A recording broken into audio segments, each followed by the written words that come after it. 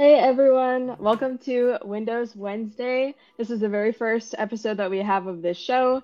My name is Kale Cinnamon. I'm a program manager here at Microsoft. I work on Windows Terminal as well as just the Windows developer experience in general. So Windows Wednesday is a brand new show that we have. It's airing on the Windows Developer YouTube channel as well as Learn TV. It'll be a weekly web show every Wednesday at 8 a.m. Pacific, and we'll talk about anything and everything Windows. So we have some developer episodes planned. We also have some new like Windows 11 episodes planned. So we're just really excited to get started. So today's episode, I have some really awesome people with me.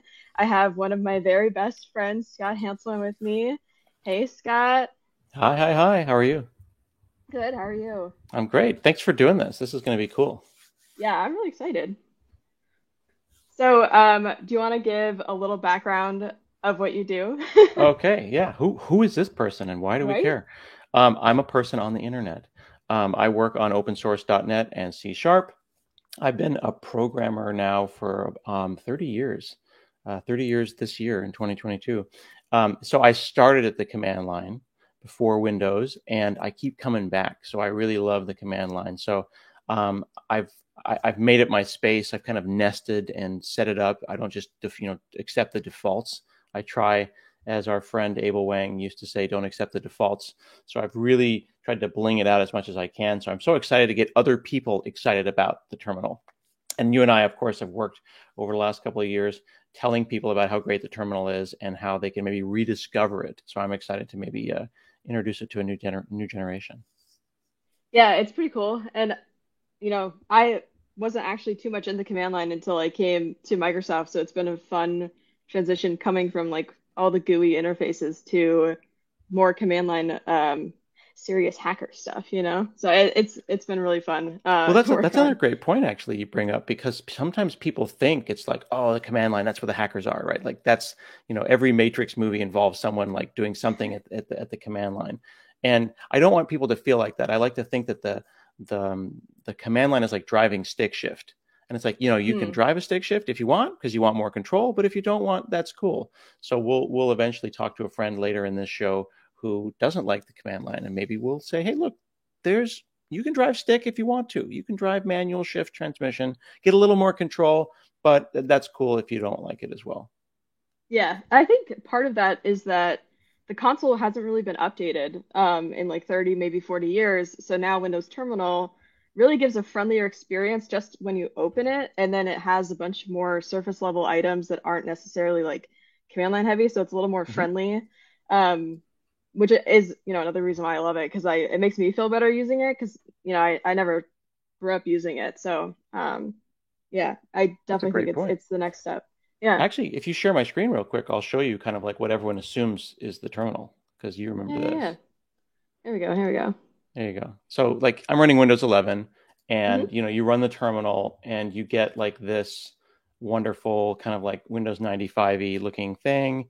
And this has been this way forever. Like forever. Like it's been this way so long that I remember when we got this option to like change the font. Like that was a big deal. Like, oh, TrueType fonts in the terminal. What? People were flipping out.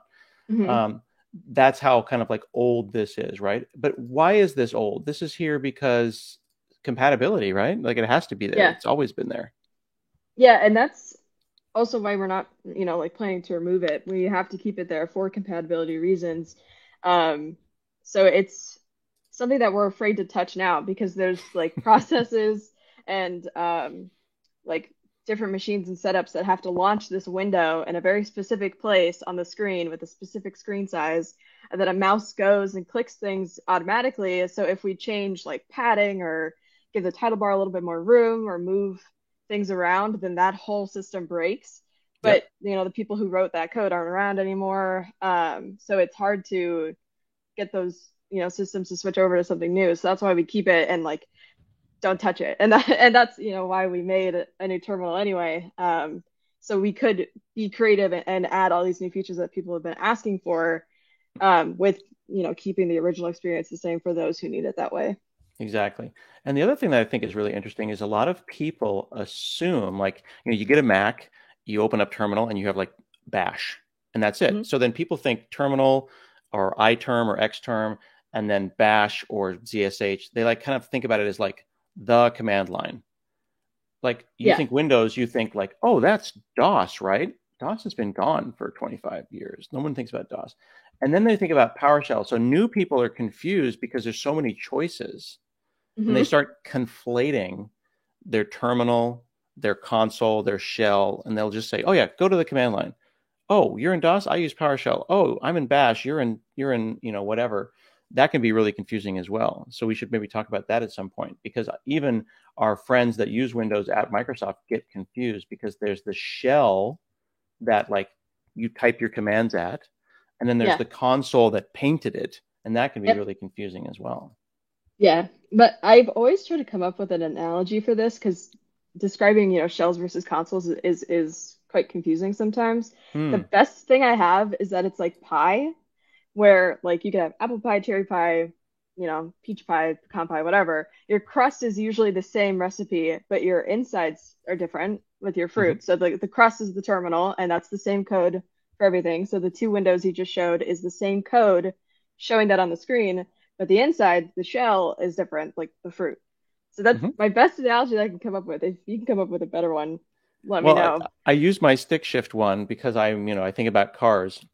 Hmm. So like cars drive on the road, but it's Honda, it's Toyota, it's Nissan, it's all these different brands of cars. Mm. It's okay that these things are different brands, but the infrastructure, the thing that they drive on, the underlayment is the same. So within the context of the terminal, there's responsibilities. If we bring my screen up again and we think about, if I type dir, there's my directory, right? I typed dir, someone had to take in that input, the actual like who listened to the keyboard. Yeah. Then there was the doing of the thing, go and get the files, go and list out the directory. And then there was the returning of a string, right? And then like, wee, right? And then the painting of the pixels. These are all like different layers. So, how the car chooses to start, how the car chooses to start driving, the fundamentals of where the wheels touch the road. Somebody Yeah. had to paint a pixel here. So if we switch from this console, which is the one that is the default, to Windows Terminal and open up the command prompt, look, it's the same, right? It's the same. And I can type dir and everything works the same. But gosh, those pixels are prettier. They painted faster, I've got a faster, better car that's on the same infrastructure. So this is the command prompt that we're used to, but Windows Terminal allows me to have that familiarity. But then we'll talk about the choices that you can get. There's more and more choice, right? And that's where that menu is where the choice really starts, isn't it? Yeah. Yeah. It's nice. Well, tabs are nice first. That was definitely Oh our, yeah, that's a great number point. Actually, one you're right. feature request. But it's nice that it's all in the same window, so you can um have everything together. You don't have to, because I've always seen all those like layers of, I say con host because that's the name of the host of the original Mm-hmm. console, but like the CMD layers are a very common thing to see. Yeah, and you can rename your tabs too. So Oh yeah, and actually, I saw a tweet from you. You can do this now, which I haven't quite figured out how I'm going to integrate this into my life. mm, But I did not realize that you could actually color the tabs as well. yeah, and you can color the tabs based on your profile. You can set it as a profile setting. So if you have like development environment, testing environment, production environment, that would be super helpful as your Oh, profiles. what? Yeah, yeah, yeah. Okay. So I could be like dev, I don't know, testing. Yeah. Or this could be like production because it's red. Okay. That's yummy. I didn't Yeah. even think about that. Okay. Don't delete the database. Okay. Lovely, lovely. Okay. And I can put that in the settings Yes. itself. So when I open it, it'll start that way. Yeah. Cool. I am pretty sure that is a JSON only setting. Um, you could double check me, but I don't think that's in the settings UI. I think that is like tab color and JSON Okay. in your So profile. actually, that brings up how do we change these settings? Because we saw over here in the original console host that our settings is kind of limited to this funky dialog, right? Yeah. But when we go into terminal and we click on what's called the chevron, we can click on settings right here. Hmm. All right. And everyone should have this by now, right? Everyone should have the terminal or have the terminal available to them. On Yep. Windows 11, it comes out of the box, correct? Yep. It comes inside Windows 11 by default, and it works on Windows 10. I think it's like 19H1 and newer. Mm-hmm.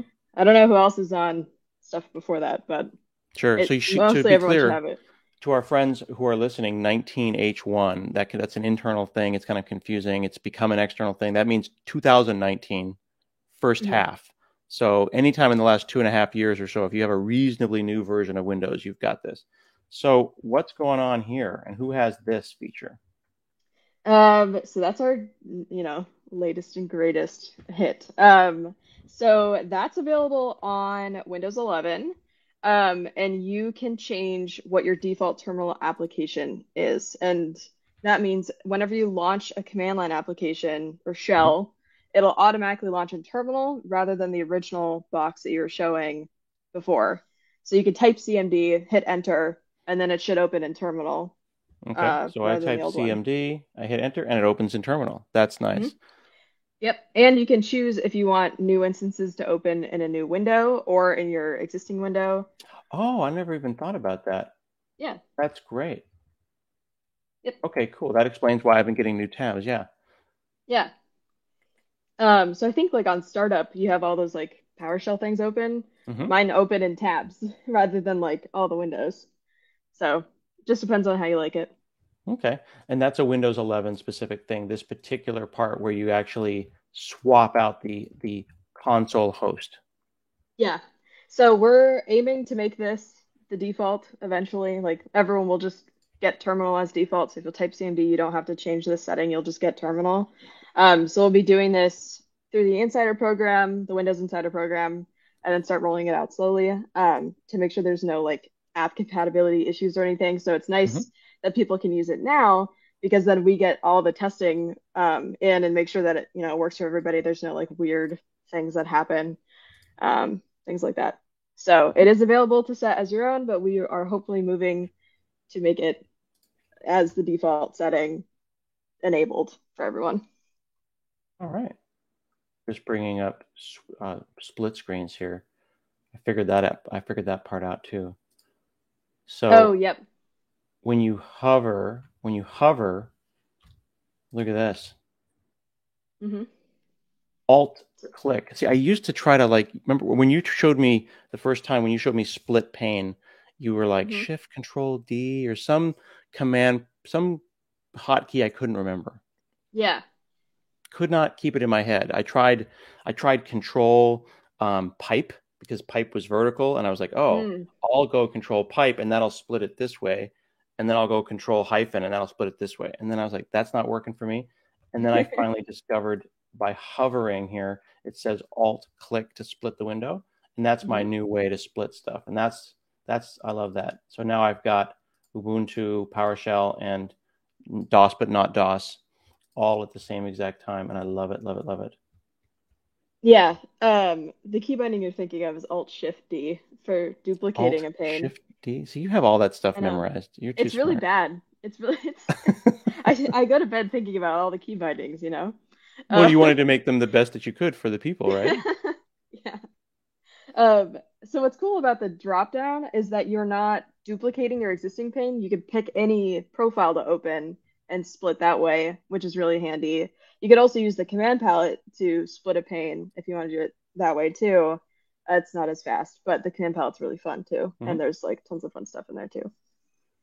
And here, I made a folder on my local machine here called Terminal Backgrounds. And Hmm. in that folder, I've got this one here. So I'm going to right click and I'm going to say copy as path. And I'm noticing in my terminal here, we've got PowerShell over here on the left. We've got Ubuntu here, and I've got this little graphic. And then my DOS one is lonely. It doesn't have any graphic at all. So where is that? So command prompt is here, command prompt. Hmm. So then all I need to do is say, actually, wait a second. I'm not going to do this here. What am I doing in the JSON? That's silly, right? I could go here if I wanted to Yep. and fill that out. Do, do, do, do, do. Where is it? It's an appearance, but you have to scroll down.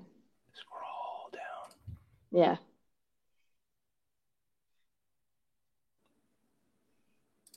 All right. We're at my terminal.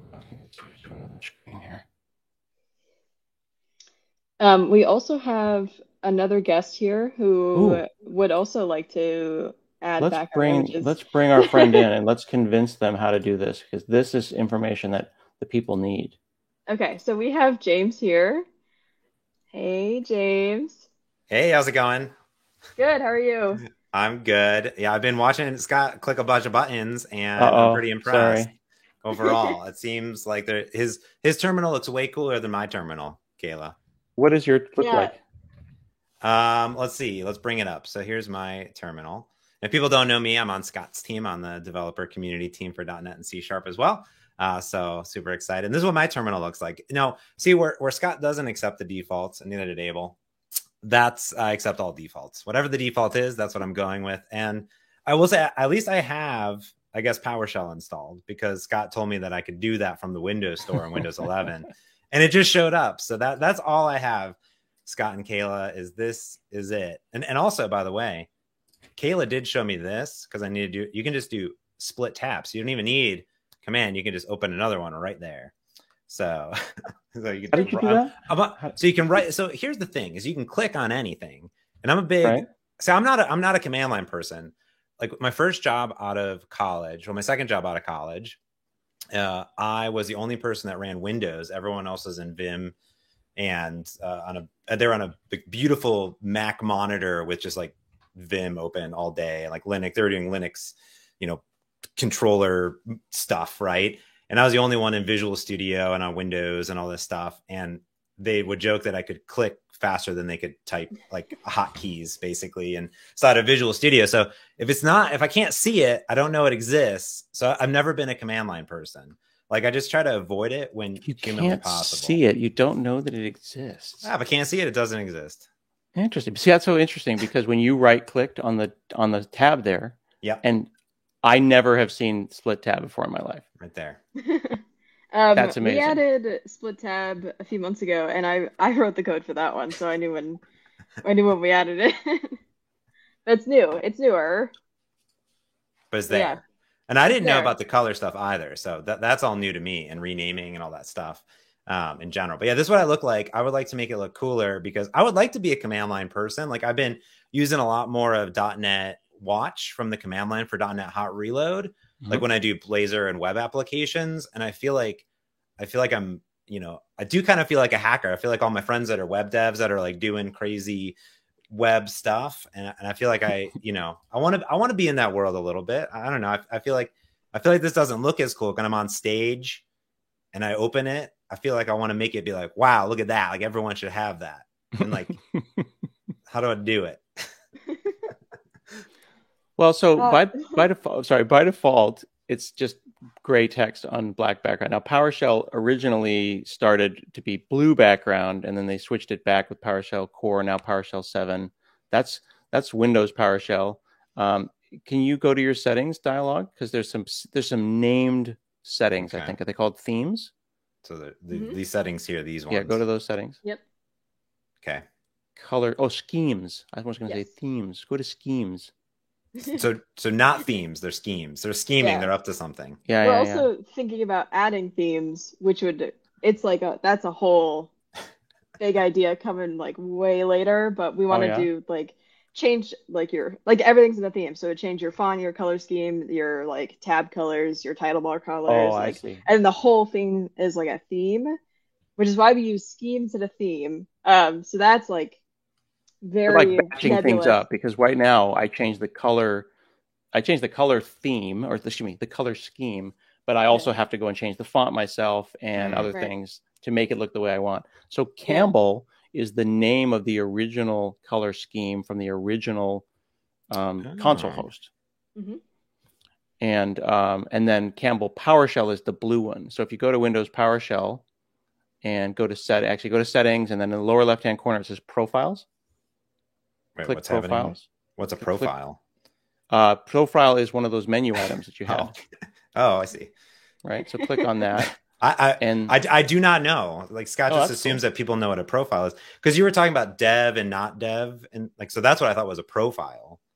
Oh, okay, that's a good point. No, I that's don't know. interesting. Yeah. I don't know anything. Is it appearance? Go to appearance. Yep. So I'm on Windows PowerShell. That's what I want to do. Yeah, you're on the Windows PowerShell one. Okay. Because that's the one that's usually blue, is the point I was going to make. So you see where it says color scheme, change that to Campbell PowerShell. That's how PowerShell people usually, like OG PowerShell people, expect it to look like that. What's the difference between this profile and then this one here? Should I not change this one? What's this? So this is where I configure it. Yes. Yes. And you can make new ones, and that's the default. Oh, got it. So if I was in, I see. So as I change these, I can set my profile to one of these schemes. So this is like scheme editor. You see where it says profiles defaults? Kayla taught me this a year or so ago. On the left-hand side, it says profiles, and then it says defaults. Yes. It's imagine a cascading style sheets kind of style tree, where it's like, I want the defaults to be Cascadia Mono font. That way I don't have to set it everywhere else.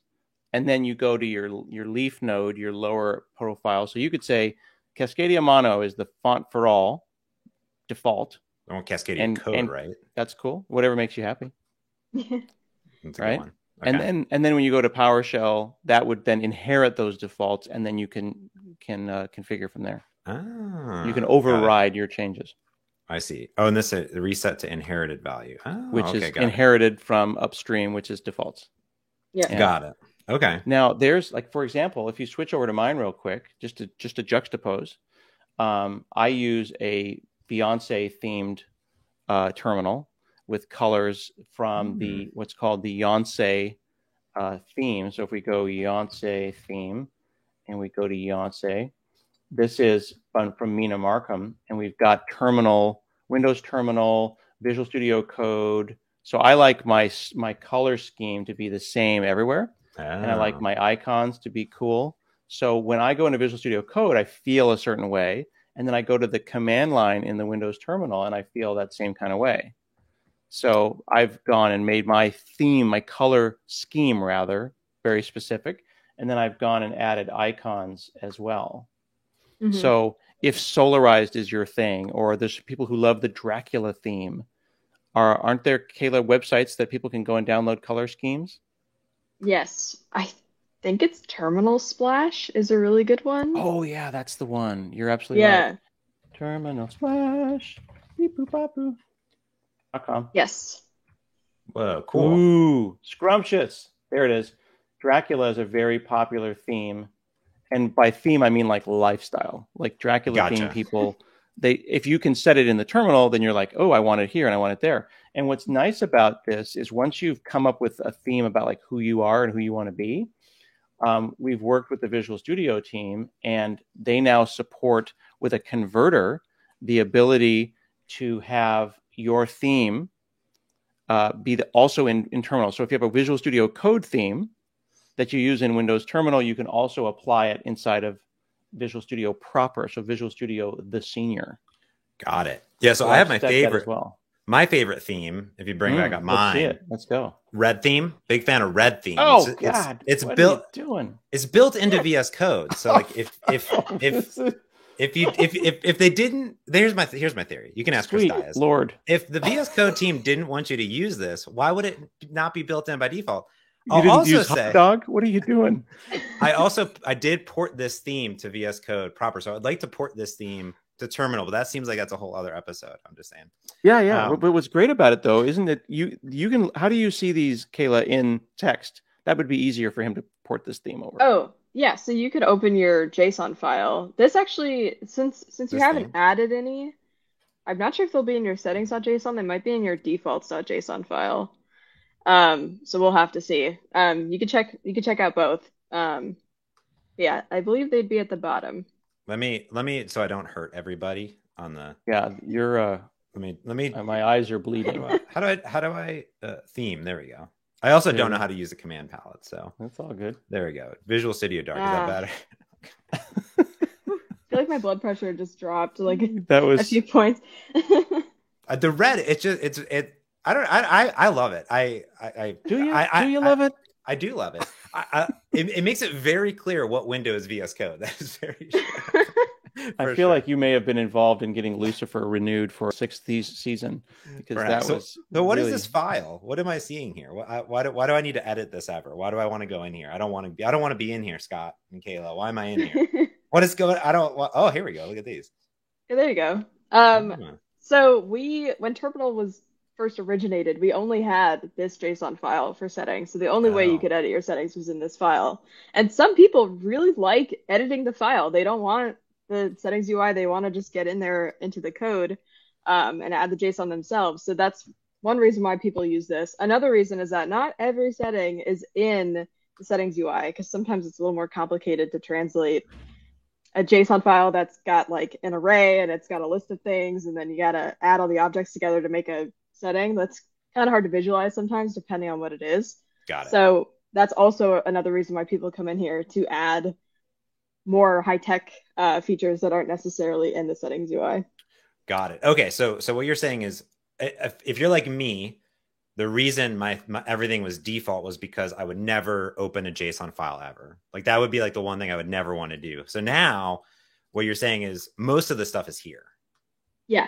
Okay. Like 99% of it. So for example, before you jumped in, I was trying to go and set a logo, and someone in the chat, Oscar, wanted to know how to get those logos. Okay. If you go to one of your profiles and then go to appearance. So I use this is my default. Okay. So I have the PowerShell is my default. PowerShell core, not Windows PowerShell. Yeah. This is my default. So this is the one, because I set that. I did figure out that I could set that here, right? It's your This is default profile. Yeah, exactly. Yeah. Okay. So go to that profile, go to appearance, and then scroll down is what I think Kayla said. Okay. Yep. Ooh, There look it at is. this So here it says cursor. background. So go down a little bit. Yeah, vintage Look is at lovely, that. by the way.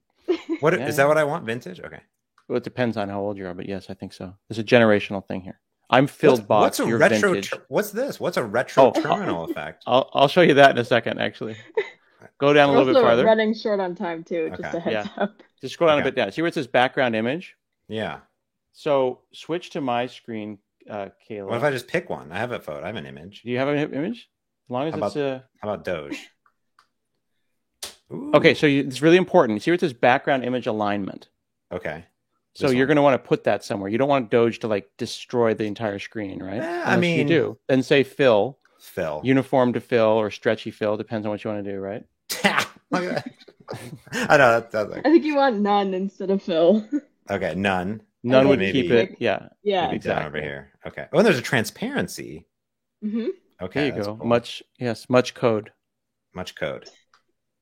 Oh, that's cool. Okay, then I save There you that. go. Yeah. Then you're saying like that will show up. Yep. And the Look at best that. part is that could be a GIF. Yep. Oh, really? It can be anything. And you can programmatically change your JSON. There's PowerShell things, there's utilities, there's like third-party community stuff where you can dynamically edit the JSON file, and Windows Terminal sees it change. So I made changes where when I'm in a build in .NET and I run the build and the build succeeds, then I change the background for a second and I show an animated GIF. And then if it fails, I show a different animated GIF. So I could use the background. So if I do another one, here's me and my wife. Yeah, Maybe exactly. Phil. So let's try it. And then I like this opacity because I probably don't want that super big. Yeah, it might want to be uniform to fill depending on how stretchy you want it to be. Uniform to fill. Oh, I see. Like you don't want the aspect ratio to change. Oh, cool. That's cool. There you go. Nice. Look at that. Wow, I need to see. That's great. Isn't that cool? Now that Yeah. might be hard for some people to see, so I probably even want to turn Well, that so down. Or what's adjust the significant about this background, right? isn't just having it look fun or not. Is remember how we've had people in the chat say that their environments got them in trouble in the past. Mike from the Azure government team changes his background to have the Azure logo if he's logged into Azure, or the Azure logo with an American flag if he's logged into Azure government, right? So you could have dev, test, staging, prod, whatever. On my system, I actually put the name of the shell. So I updated mine to say Windows command prompt in the corner, so I know where I'm at. How do I get? You had it all. You had it all acrylic-y and see-through and blurry. How do I get that? Is that a Control feature Shift scroll with your mouse wheel? What control? Whoa! Well, how do you just randomly know that? Does it make? Is there a UI control scroll does your font, right?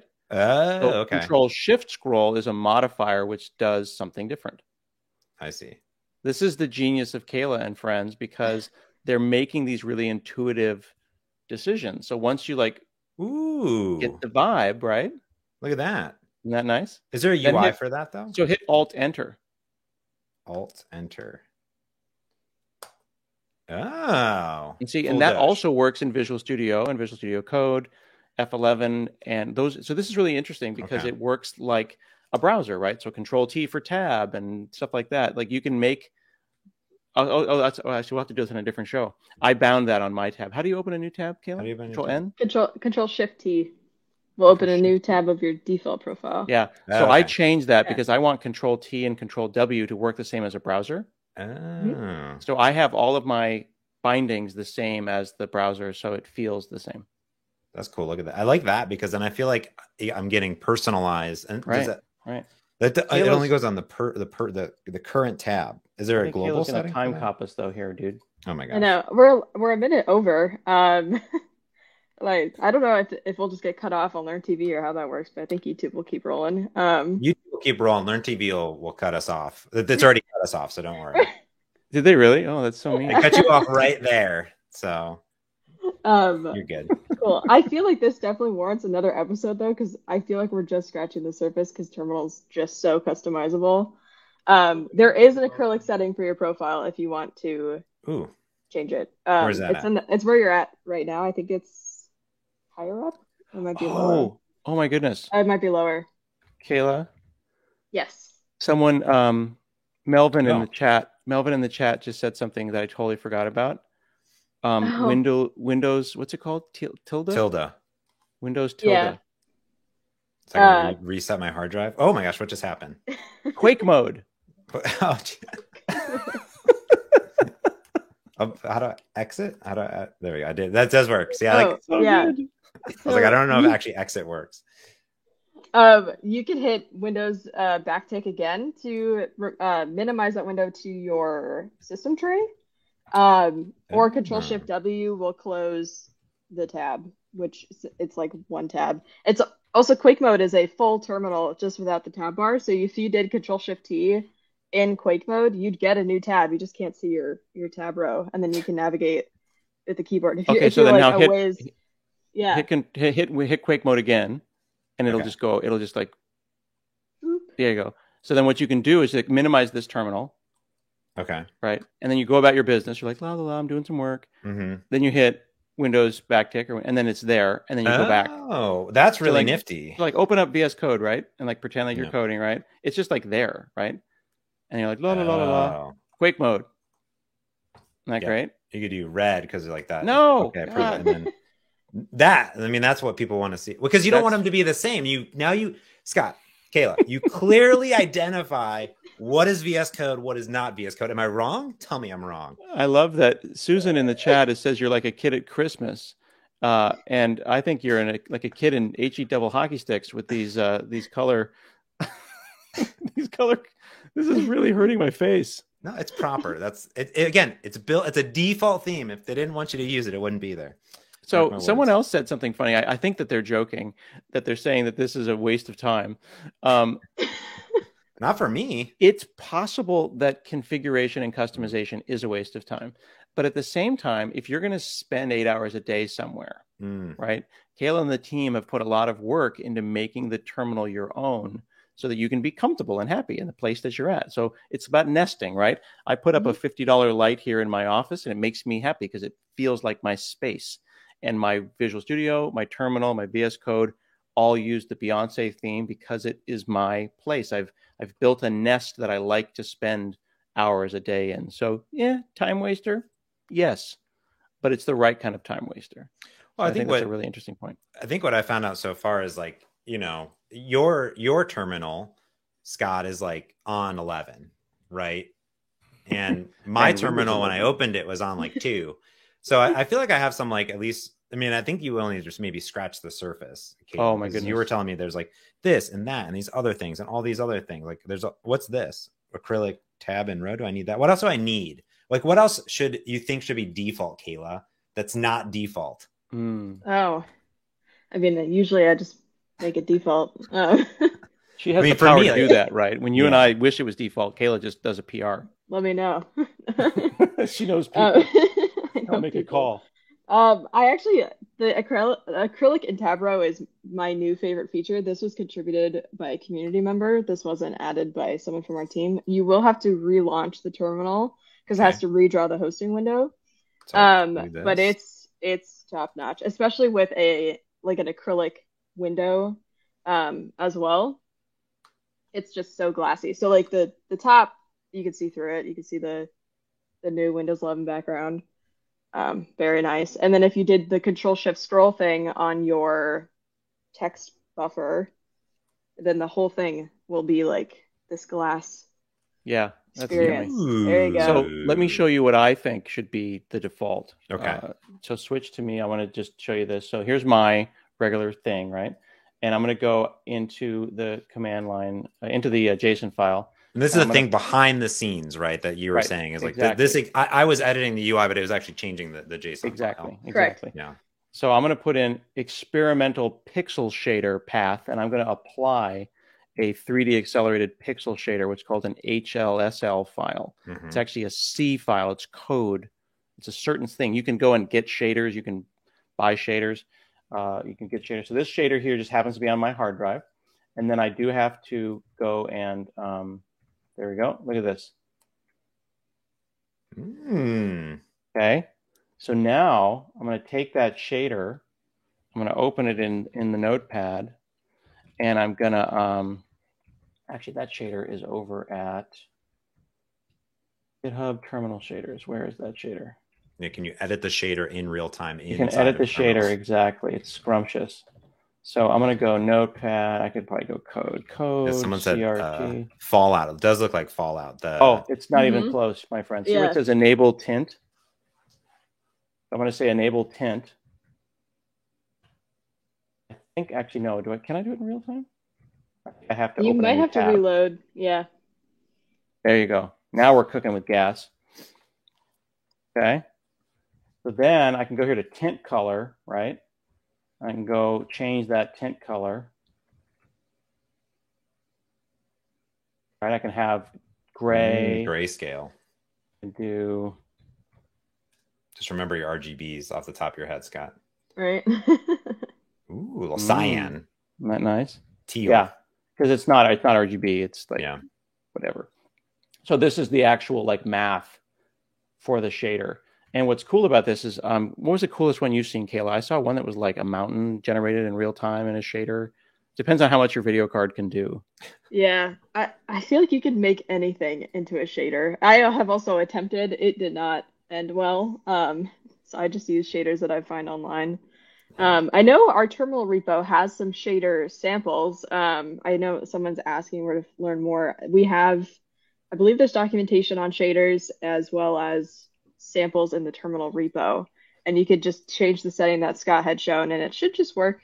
If it doesn't work, let us know in an issue and then we'll fix it. But yeah, there should be some samples for you there. Cool. Yeah. That was my first job in college at a game studio. I was making shaders for a 360 game, and shaders are not super fun to make. However, now like I have a lot of friends that are using like Hot Reload to change shader things in real time, and that's the way you want to do it. Those are the lines. Do I get those lines, or is that a shader line? That's in the shader. So the shader is adding CRT style bars, and then there's also shaders that will have like floating CRT, because with cathode ray tubes, would have a scan line. And then another thing that's worth pointing out, if I go and delete that, because I know that we probably need to go, is in the future you're going to have somebody on who is going to talk about making this kind of cool prompt. And I've added recently my blood sugar. I'm a diabetic, so that is my actual real-time blood sugar in my terminal. So as I'm doing my thing, my blood sugar is updating along with things that are important to me, like my Git detailed. So hopefully our friend Jan will come and talk about that in the next episode, right, Kayla? I haven't asked him yet. We've just asked him publicly now. We are publicly asking him, please come on the show. You are mentioning next episode. Next episode, we'll have Craig Lowen on from the WSL team, and he'll talk about Windows Subsystem for Linux and how it works terminal, how it works on Windows 11, all that fun jazz. So he's really great, and that'll be a really fun show. Seems to me like we may have a time problem if a half an hour is the length of the thing every time. I think it's the first one. It's the first one, so I got to feel it out, right? And see what people want. Maybe they want hours of Windows. Yeah, well, it's the first one to go over by 10 minutes, so that's pretty good. Yeah. Well, I appreciate you having me on and to show me some of these stuff, because, I mean, I just open and I run commands. So I think that in general, for me, that's sort of been the thing, is like I want to be able to feel like I can be almost as cool as Scott. I know I never will be, but I would prefer to try to pretend that I can be. And I feel like I'm now my terminal is at like a 4. I do want this oh my posh thing though. I feel like that thing looks cool. So I definitely want to figure out, and if you do that episode, how to set it up. This is the move. Love it. And the Beyonce. Yeah, yes. Beyonce. Yes. Awesome. Well, thanks for having me on. I super appreciate it. I'm going to go now fiddle around with all these other settings and figure out what I'm doing. There's all sorts of stuff. Okay, cool. All right, cool. Well, thanks so much for watching, everyone. Thanks so much for both Scott and James for coming on the show. And next week, we'll talk about Windows Subsystem for Linux. Awesome. Bye, everybody.